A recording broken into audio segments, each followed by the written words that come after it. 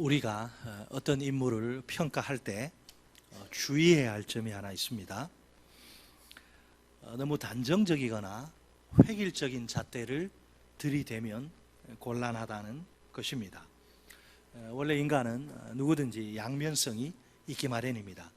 그 인생 가운데 공로도 있고 과실도 있는 겁니다. 따라서 공로는 공로대로, 과실은 과실대로 정당하게, 공정하게 판단해야 합니다. 오늘 본문에 등장하는 솔로몬도 마찬가지입니다. 그의 인생은 어리석음과 지혜가 뒤섞여 있습니다. 어리석음은 그를 범죄로 이끌고 또 지혜는 그의 인생을 업적으로 인도합니다. 오늘 우리는 솔로몬의 인생의 밝은 면, 즉 지혜를 살펴보려고 합니다. 이 지혜가 솔로몬을 솔로몬 되게 만든, 솔로몬답게 만든 비결입니다. 물론 여기에 모인 우리에게도 긍정적인 평가가 가능한 부분이 있습니다. 그렇다면 오늘 우리를 우리 되게 만드는, 우리답게 만드는 요소, 그 만드는 것은 무엇일까요? 두 파트로 나눠서 살펴봅니다. 우리 따라서 하십니다. 첫째, 내 소원이 무엇이냐?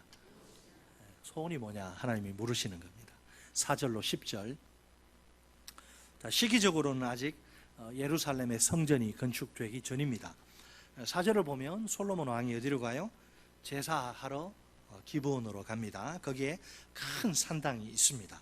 그 산당에서 일천번제를 드립니다. 먼저 우리가 일천번제의 의미에 대해서 오해하지 말아야 합니다. 일천번제는 문자적으로 1000마리의 제물을 드렸다는 뜻이 아닙니다. 산당에서 1000번의 제사를 드렸다는 의미도 아닙니다. 초점은 솔로몬이 많은 양의 제물을 바쳤다는 것입니다. 일종의 관용적 표현입니다. 예를 들면 사무엘상 18장 7절 말씀입니다. 여인들이 뛰놀며 노래하여 이르되 사울이 죽인 자는 천천히요 다윗은 만만이로다 한지라. 아멘. 적군을 1000명 혹은 10,000명 죽였다는 뜻이 아닙니다. 그만큼 많이 죽였다는 의미입니다. 그리고 4절에 맨 마지막에 드렸더니, 이 드렸더니란 단어는 반복적인 행동을 가리킵니다. 솔로몬이 기브온에서 종종 많은 재물을 가지고 하나님께 제사를 드렸다는 뜻입니다. 결국 1000번제는 뭐냐? 솔로몬의 마음의 중심의 표현입니다. 하나님을 지극히 사랑한 그가 아닙니까? 그의 이런 마음을, 중심을 1000번제로 표현한 셈입니다. 그러니까 온 마음과 뜻과 정성을 다한 제사입니다. 당연히 강요에 의한 제사가 아닙니다. 자발적인 제사입니다. 왕의 체면을 차리기 위한 제사도 아닙니다. 오직 하나님 한 분만을 의식한 제사입니다. 솔로몬이 무슨 조건을 내걸고 1000번제를 바친 게 아닙니다. 어떤 목적을 이루기 위한 1000번제가 아닙니다. 그냥 단순히 하나님을 지극히 사랑하니까 그 표현으로 1000번제를 드린 겁니다. 여러분, 사랑은 움직이는 거죠. 사랑은 행동이죠. 100번 아무리 말로 사랑한다 해도 행동으로 표현하지 않으면 믿기가 어렵습니다. 하나님을 너무나 사랑하니까 그 엄청난 제물을 들고 제사를 하는 거죠. 사랑하는 하나님을 만나는 그 복된 제사의 자리가 아닙니까? 어떻게 아무런 준비도 없이 대충 그냥 빈손으로 나아갈 수 있을까요? 굳이 목적을 말하라고 하면 사랑을, 주님을 향한 그 사랑을 표현하기 위해서입니다. 그 이외에 다른 목적은 있을 수 없습니다. 하나님께 제물을, 헌금을 바치는 것, 이건 거래가 아닙니다. give and take, 즉 서로 주고받기를 생각하면 곤란합니다. 그러면 도대체 뭡니까? 아름다운 사랑의 표현입니다. 하나님을 사랑하면 그분께 제물을 바치게 되어 있습니다. 어디 제물뿐이겠습니까? 모든 걸 다 과감하게 바칠 수 있습니다. 심지어 하나뿐인 소중한 자기 목숨까지도 아낌없이 바칠 수 있습니다. 아브라함은 독자 이삭, 하나밖에 없는 백세에 얻은 그 귀한 아들 하나님이 번제로 바치라 그러니까 군말하지 않고 바치잖아요. 왜? 이삭보다 누굴 더 사랑하기 때문에? 하나님을 더 사랑하기 때문에. 우리의 물질 헌신, 즉 헌금에 다른 불순물이 섞이지 말아야 합니다. 하나님께 조건을 걸면 안 됩니다. 하나님을 향한 우리의 사랑 하나면 충분합니다. 헌금은 하나님께 우리의 사랑을 드리는 행위입니다. 우리의 마음을 바치는 헌신입니다. 하나님이 우리의 이 사랑을 기뻐하십니다. 우리의 이 마음을 받으십니다.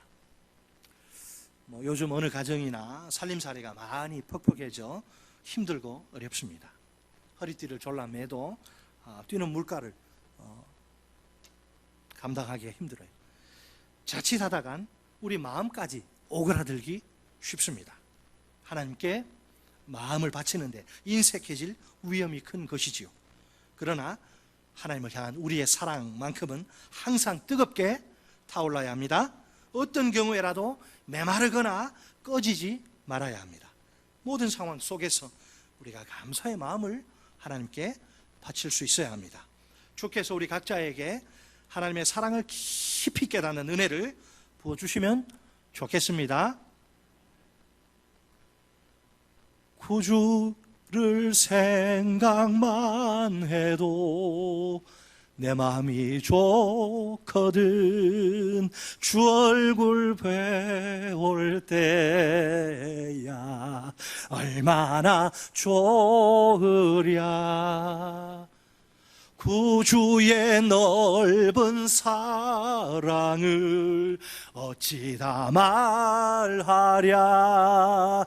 그 사랑 받은 사람만 그 사랑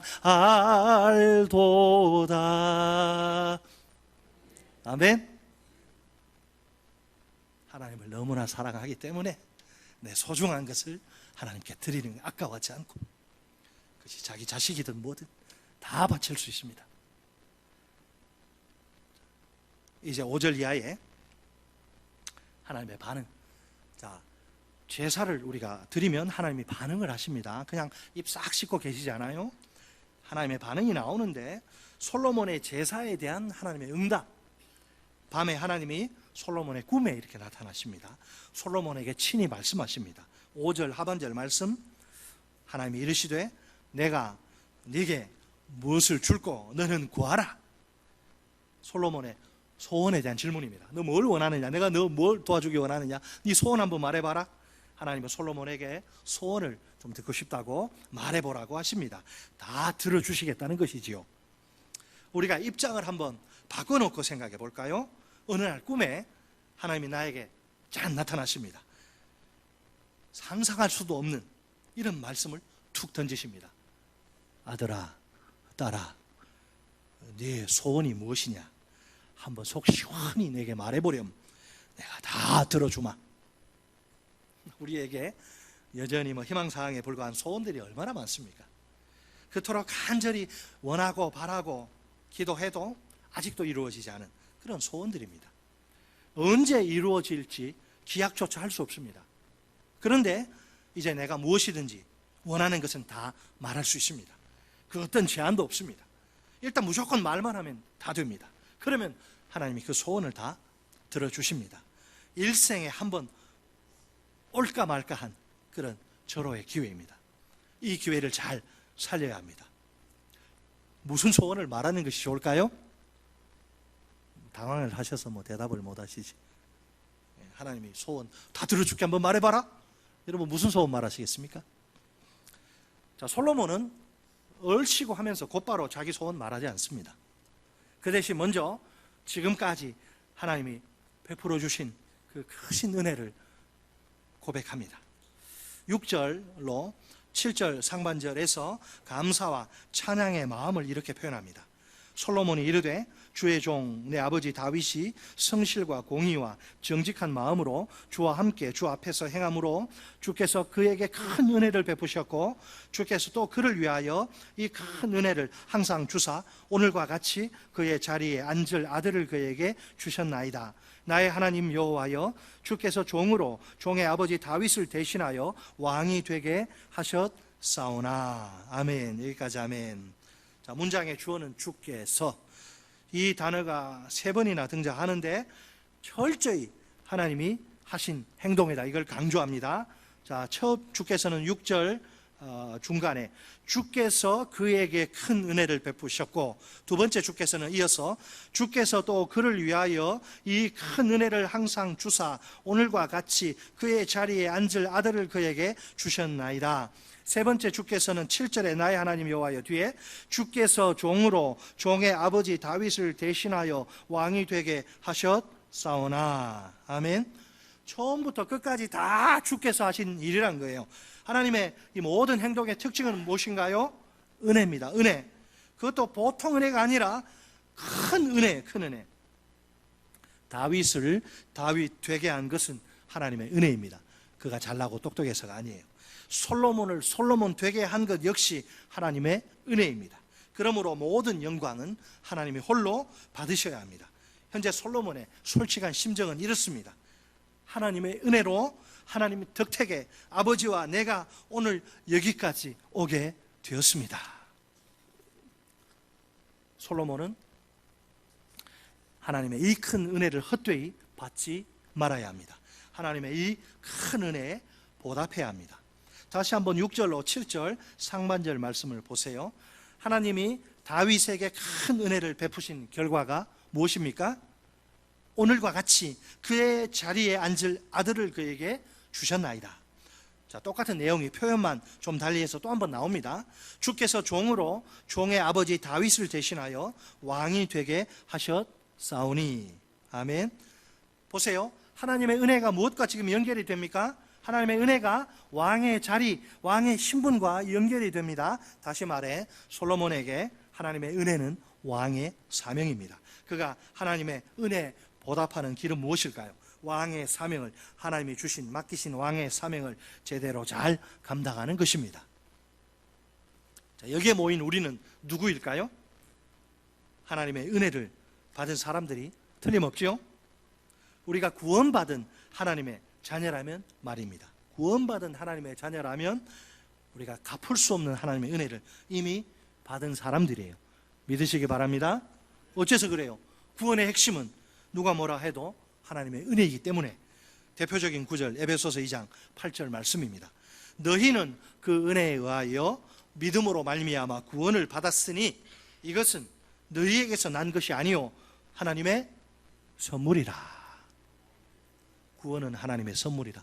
받을 만한 자격이나 가치가 없는 자에게 공짜로 그저 내가 아무런 노력이나 수고하지 않았는데 옛다 받아라 주셔서 받는 게 구원이, 그게 하나님의 은혜입니다.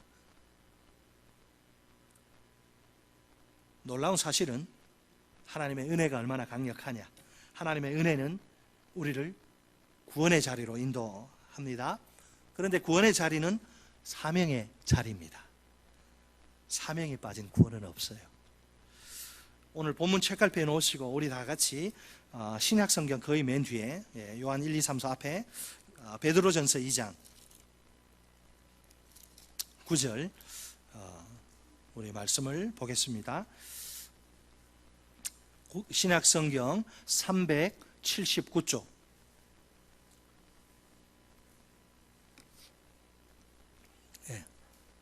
신약성경 379쪽에 베드로전서 2장 9절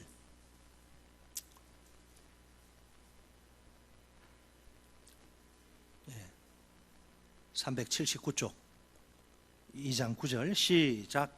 그러나 너희는 택하신 족속이요 왕같은 제사장들이요 거룩한 나라요 그의 소유가 된 백성이니 이는 너희를 어두운 데서 불러내어 그의 기이한 빛에 들어가게 하신 이의 아름다운 덕을 선포하게 하려 하심이라. 아멘. 우리가 원래 어떤 존재였다고 말합니까? 어두운데 빛 한 방울, 빛 한 줌 볼 수 없는 아주 완전 깜깜한 그런 어두운 데 갇혀 있어서 빛이 뭔지를 모르던 자들.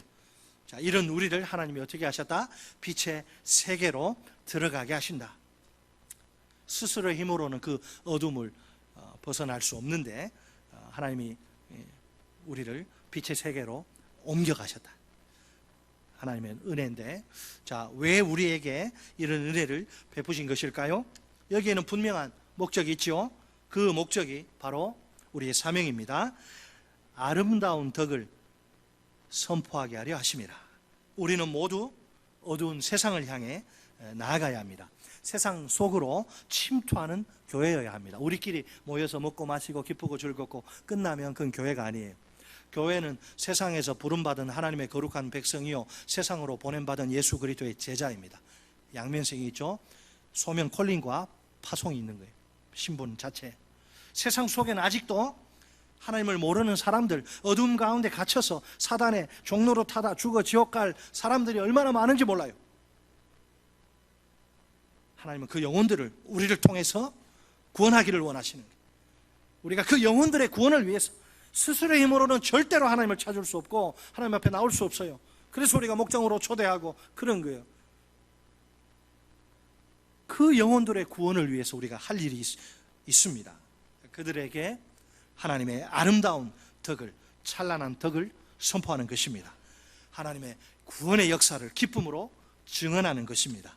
이처럼 우리가 사명을 감당할 때 잃어버린 영혼들이 주께로 돌아옵니다. 그들에게 구원이, 이 세상에 하나님의 나라가 임합니다. 꿀먹은 벙어리처럼 입도 뻥긋 못하는 우리가 되어서는 곤란하겠죠. 우리 가운데 놀라운 심장이 터질 것 같은 이런 십자가 감격의 구원이 있는데 이걸 이렇게 아무에게도 말하지 않으면, 베드로전서 2장 9절에 베드로가 뭐라 그래요?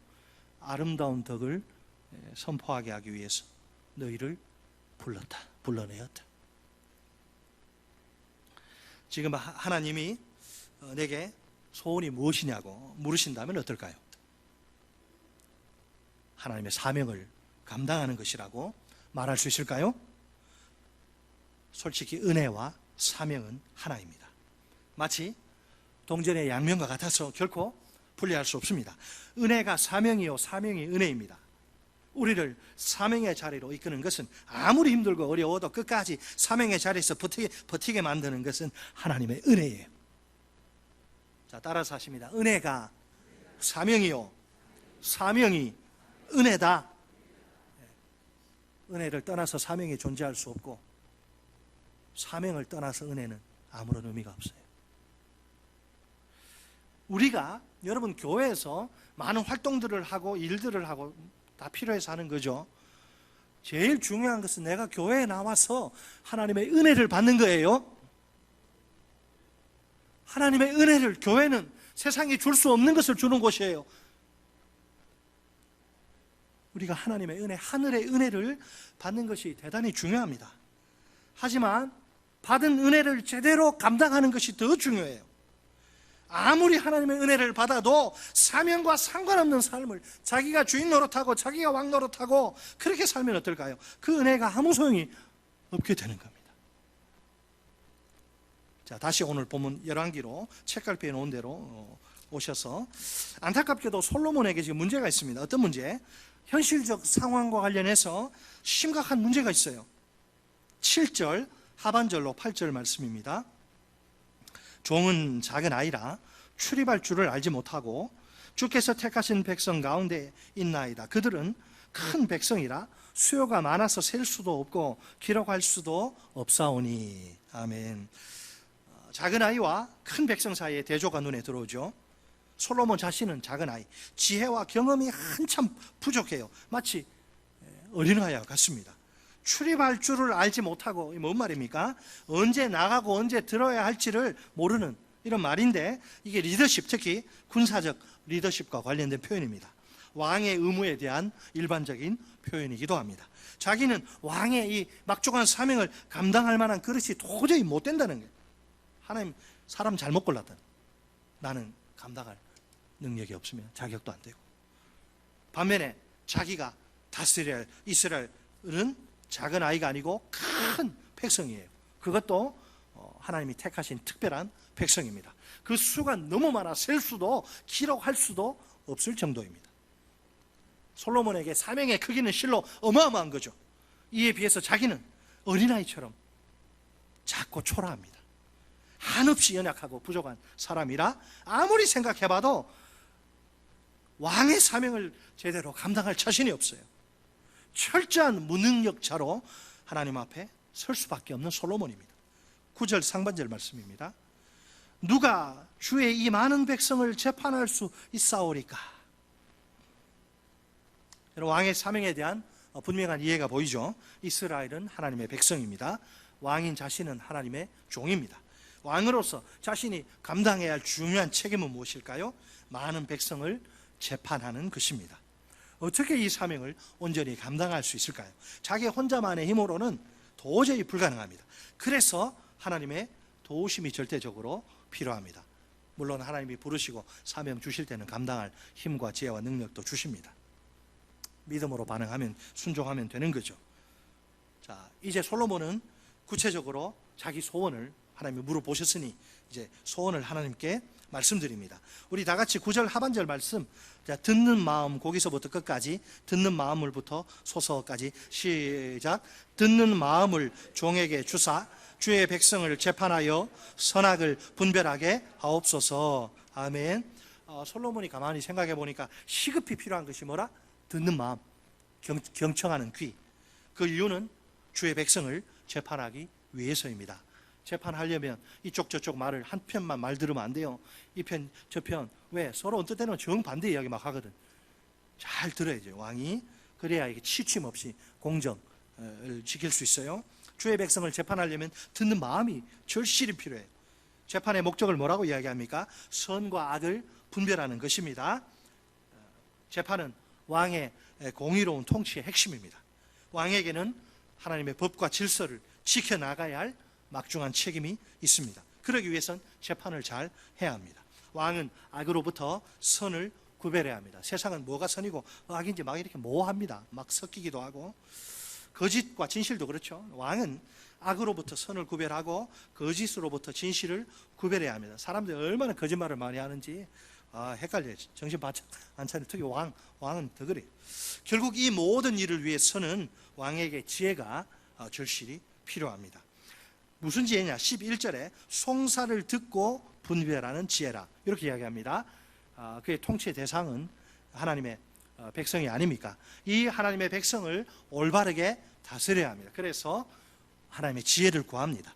좁게 말하면 이게 판결의 지혜고, 좀 넓게 말하면 왕으로서의 통치 전반에 관한 그 행위, 통치 행위를 위한 지혜입니다. 다시 말해 왕으로서 사명을 제대로 온전히 감당하기 위한 지혜, 사명의 지혜입니다. 여러분, 사명을 감당하려면 지혜가 필요합니다. 자, 솔로몬이 자기 소원을 이야기했습니다. 그러니까 기도로. 자, 솔로몬의 기도에 대한 평가는 어떨까요? 열왕기서의 기록자가 내린 평가 10절 말씀. 솔로몬이 이것을 구하매 그 말씀이 주의 마음에 든지라. 아멘. 뭔 말입니까? 솔로몬의 기도의 내용이, 그 소원이 하나님을 기쁘시게 했다는 뜻입니다. 하나님의 마음에 아주 쏙 드는, 아주 마음을 시원케 하는 그런 기도인 셈이죠. 여러분, 원래 사명은 기도를 통해서만 감당할 수 있습니다. 사명을 감당하는 것이 철저히 영적인 일이라서 그렇습니다. 여러분, 영적인 일은 사람의 지혜로 할 수 없어요.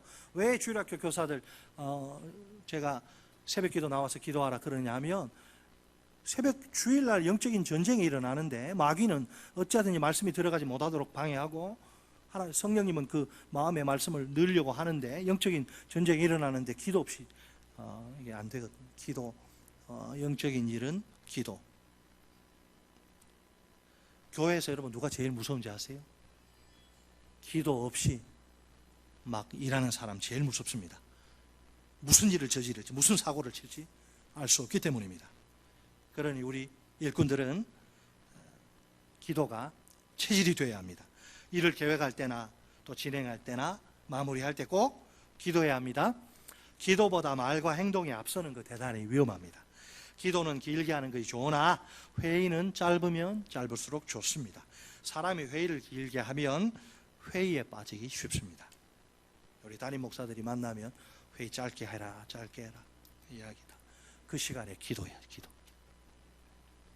자, 두 번째 파트 따라서 합니다. 둘째, 내 소원대로 행하리라.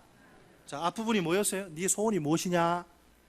이제 그 다음에는 내 소원대로 내가 행해 주마. 하나님이 11절로 14절. 자, 하나님이 이제 기도 응답을 이유를 밝히시는데 11절에 나오면 우리 11절 같이 한번 읽어볼까요? 11절 시작. 이에 하나님이 그에게 이르시되 내가 이것을 구하도다. 자기를 위하여 장수하기를 구하지 아니하며 부도 구하지 아니하며 자기의 원수의 생명을 멸하기도 구하지 아니하고 오직 송사를 듣고 분별하는 지혜를 구하였으니. 아멘. 자, 하나님이 일반적인 기도와 솔로몬의 기도를 비교하십니다. 솔로몬의 기도는 일반적인 기도와 뚜렷이 구별됩니다. 차별화된 기도라고 할 수 있습니다. 일반적인 기도의 특징은 무엇이죠? 자기를 위하여, 자기 원수란 표현을 보세요. 목적이 자기 유익과 만족을 위한 거예요. 지극히 개인적인 목적이죠. 예를 들면 오래 사는 거, 또 잘 먹고 잘 사는 거, 원수에 대한 보복, 내게 좀 상처 주고 기분 나쁜 말 한 사람은 하나님이 저 한 대 그냥 뺨때기를 때려주세요. 보복, 그런 거.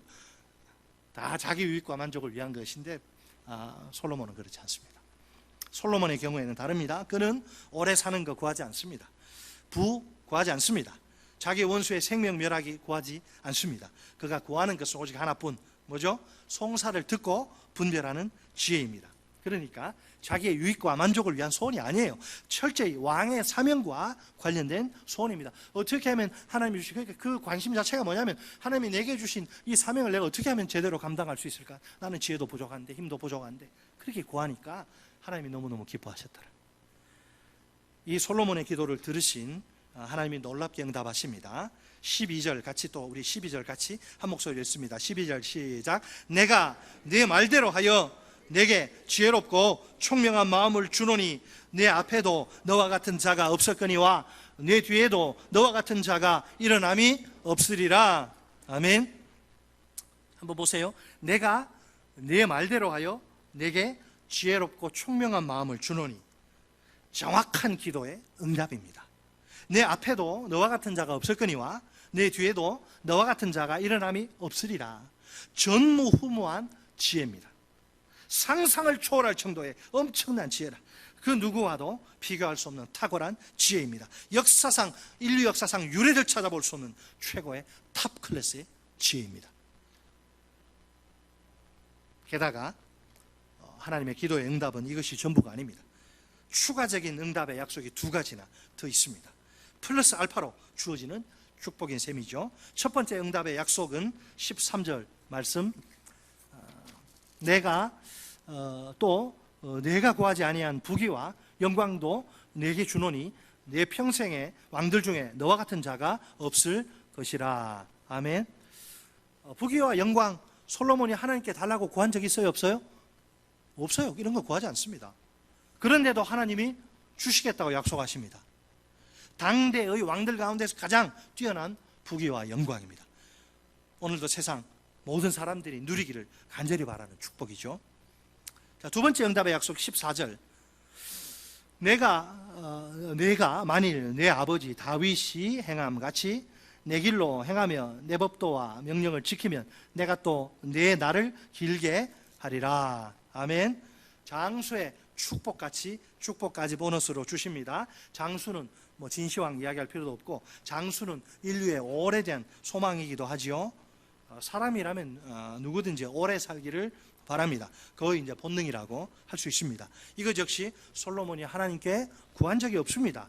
그럼에도 불구하고 하나님이 주시겠노라 약속하십니다. 뭔가 좀 이상하지 않습니까? 솔직히 이 두 가지 응답의 약속은 참 특이한 경우입니다. 상당히 예외적인 케이스입니다. 우리 하나님은 예외적인 걸 사실 별로 안 좋아하세요. 일반적인 정해놓은 법칙 안에서 특별한 이유가 없이는 그렇게 움직입니다. 자, 그러면 하나님이 정해놓은 원칙이 하나 있죠. 우리가 하나님께로부터 뭔가 좋은 것을 받으려면 뭐 해야 됩니까? 기도해야 합니다. 기도로 하나님께 구해야 됩니다.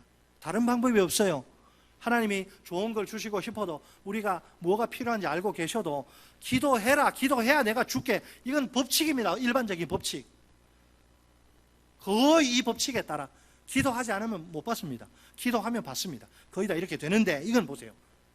기도했어요? 안 했어요? 안 했어요. 안 해서 못 받았나요? 받았어요. 어떻게 된 겁니까?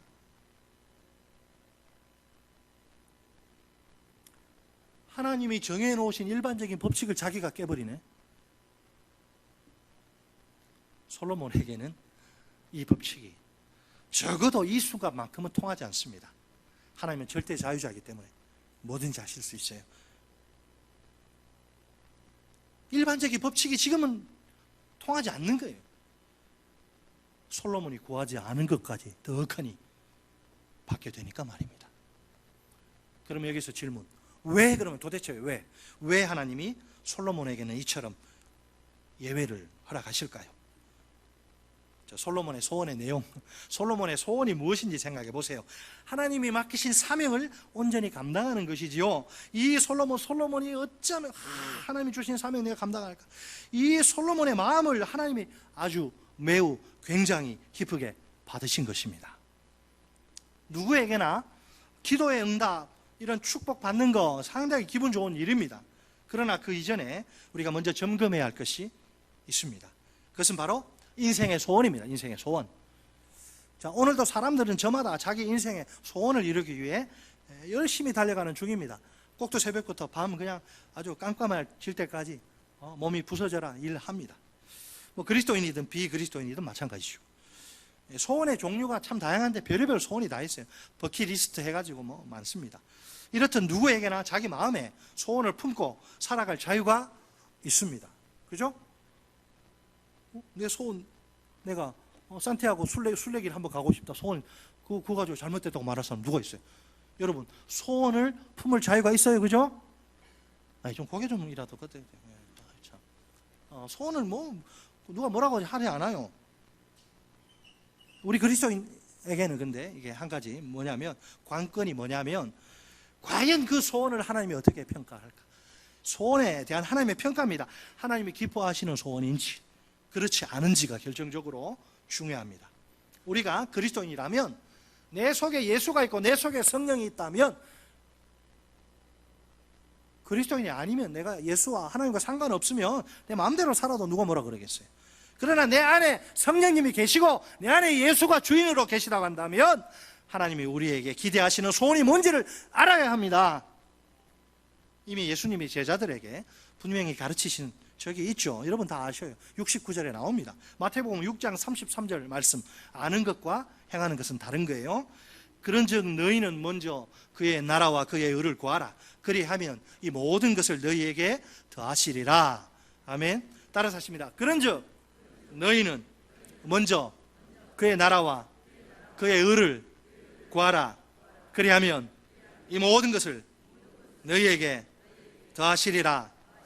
먹을 것과 마실 것과 입을 것을 너희에게 주시리라. 순서가 바뀌면 안 돼요. 자, 예수님이 제자들에게 생활에 대한 염려를 금지하십니다. 무엇을 먹을까, 무엇을 마실까, 무엇을 입을까, 제발 염려하지 말라는 것이죠. 이런 염려는 제자들에게 전혀 어울리지 않기 때문에, 하나님을 모르는 이방인들이나 구하는 것이기 때문에 그렇습니다. 하나님은 제자들에게, 우리에게 이 모든 것이 있어야 할 줄 아십니다. 그래서 직접 책임져 주십니다. 그러니 염려할 필요나 이유가 전혀 없습니다. 그 대신 염려할 시간에 제자들이, 우리가 구해야 할 것이 따로 있습니다. 그것은 하나님의 나라와 그분의 의입니다. 예수님이 우리의 소원이 무엇이어야 할지를 확실히 가르쳐 주십니다. 우리가 무엇을 가슴에 품고 살아야 할지를, 무엇을 가슴에 품고 공부하고, 무엇을 가슴에 품고 사업하고, 무엇을 가슴에 품고 직장 생활해야 할지를 똑똑히 보여주십니다. 우리의 소원은 하나님의 나라와 그분의 의가 되어야 합니다. 다른 말로 하면 이 소원은 우리가 일평생 감당해야 할 사명입니다. 이 사명이야말로 우리 제자들의 존재의 이유이자 삶의 목표입니다. 이 사명을 감당하라고 주님이 오늘 우리를 이 세상에, 험한 세상에 보내신 것입니다. 다시 한번 강조하지만 소원은 사명의 다른 이름입니다. 정확히 말하면 삶의 우선순위입니다. 우리에게 최고의 우선순위는 사명입니다. 내가 사사로이 선택한 사명이 아닙니다. 하나님이 내게 맡기신 사명입니다. 그러므로 나의 사명이 아니라 하나님의 사명입니다. 이 시간 하나님이 내 소원이 무엇인지 물으십니다. 내가 이 질문에 대해 뭐라고 대답해야 할까요? 당연히 사명, 즉 하나님의 나라와 그분의 의라고 대답해야 하겠죠. 또 하나님이 내 소원대로 행하시겠다고 약속하십니다. 조건은 단 하나, 하나님이 기뻐하시는 소원이어야만 합니다. 놀랍게도 이 하나님의 약속 안에 플러스 알파의 축복까지 담겨 있습니다. 내가 구하지 않은 좋은 것들까지 하나님이 덤으로 주시는 겁니다. 우리는 모두 하나님의 은혜로 구원받은 자들입니다. 구원의 자리는 곧 사명의 자리입니다. 우리가 사명에 최우선 순위를 두는 삶을 살면 참 좋겠습니다. 우리 모두 하나님의 나라와 그분의 의를 일생의 소원으로 품읍시다. 날마다 이 소원을 이루기 위해 손과 발을 동원하여 헌신합시다. 이 소원의 최종 목적지는 영혼 구원입니다. 오늘 내가 품고 기도하며 찾아가야 할 VIP는 누구입니까? 내가 그를 어떻게 구체적으로 사랑하고 섬겨야 합니까? 내 주변에는 다 예수 믿는 사람인데요. 아니에요. 예수 안 믿는 사람 많아요. 잘 보세요. 내가 하나님이 나를 구원의 다리로 해서 영혼을 구원하기 원하는데 그 누구인지를 알아야 우리가 갈 거 아닙니까? 기도할 거 아닙니까? 정말 내가 품고 기도하며 찾아가야 할 VIP가 누구고 내가 그를 어떻게 구체적으로 사랑하고 섬겨야 합니까? 주께서 내 VIP가 누구인지 보여주시고 깨닫게 해주시기를 바랍니다. 또 내가 VIP를 사랑하고 섬길 수 있는 능력을 공급해 주시기를 기도합니다. 내가 소원을 위해서 살아갈 때 하나님이 반드시 도와주실 줄 믿습니다. 내 삶 속에 영혼 구원이란 하나님이 가장 우주에서 가장 기뻐하시는 최고의 열매가 맺히게 될 줄 확신합니다. 내가 구하지 않은 놀라운 축복까지 내 인생 가운데 부어질 줄 믿습니다.